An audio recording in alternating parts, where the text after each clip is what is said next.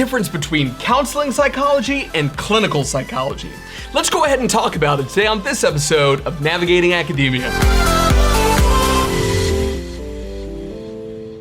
What's up, Navigating Academia family? This is your buddy and personal academic mentor, Dr. Phoenix Singh, coming at you to be able to talk about a very important distinction that a lot of people get confused about, which is the difference between counseling psychology and clinical psychology. So let's go ahead and talk about these two fields that often get confused with one another. But first, obviously, if you're interested in becoming a psychologist, whether it's counseling or clinical in nature, make sure to be able to subscribe to the channel and also check out Publication Academy, which has all of my formal trainings with all of my formal templates with regards to how to be able to write your personal statement for grad school, diversity statement, how to prep your CV, finding the right grad programs for you, and interview preparation as well. Definitely make sure to be able to check those out. And if you're interested in working one-on-one with me, you can pop down here to gradschoolapplicationcoach.com, book a one-on-one session, and we're gonna have a great time. So, like I said, these two fields of psychology, counseling, and clinical often get confused with one another, but they do have distinct differences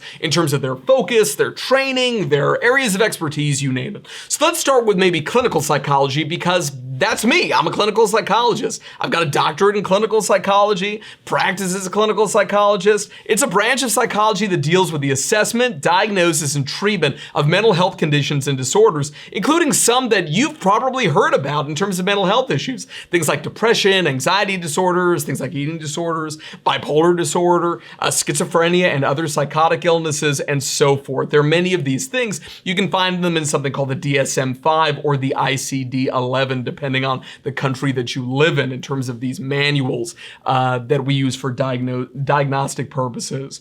So we as clinical psychologists, we're trained to conduct comprehensive evaluations, to administer psychological tests, big thing for us, and obviously also to be able to provide psychotherapy, including things that I'm sure you've commonly heard of, like CBT, which is cognitive behavioral therapy, psychodynamic therapy, radical behavioral therapy, EMDR. There's hundreds of different forms of therapy, but the best ones obviously are what we call evidence-based. So these are the gold standards that have a lot of research supporting their efficacy, all right? So clinical psychologists, we often work in hospital settings, mental health clinics, or our own private practices, but we could also be professors. We could also be, working in university settings or independent research institutions. So things like think tanks, for example, even working for private corporations. So we do contribute to the advancement of the field through research and teaching. Usually we hold doctoral degrees in psych. So these are things like PsyDs or clinical psych PhDs. And we have years of experience usually working in the field, unless we're quite junior. Maybe we're just doing our clinical practicum for our doctorates to be able to get licensed, by our state or at the country level to be able to practice psych and provide mental health care services. So this is clinical psych. Now let's talk about counseling psych. So counseling psych is a branch of psychology as well, focuses on helping individuals with personal, emotional, or mental health problems. Again, we work with individuals, or I'm not a counseling psychologist, but they work with individuals, with couples, with families. Sometimes they work with groups, which are not families, to be able to help them understand and cope with a wide range of life challenges. They can include things as basic, but as stressful as stress, right? And also relationship issues, career decisions, and life transitions, in general.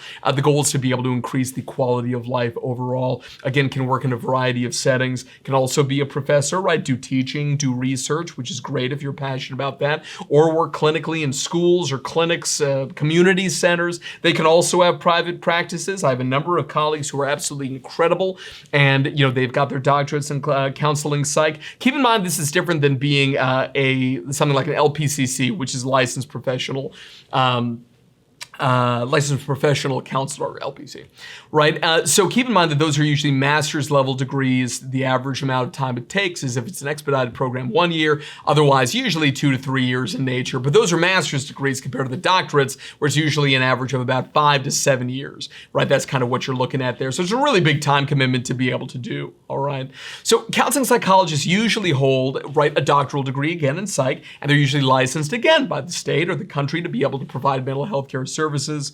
And usually, though, overall, they're trained to work with individuals who have less severe mental health issues and are less likely to have a diagnosable mental health disorder, something that, again, the DSM or the ICD would actually diagnostically classify them as having.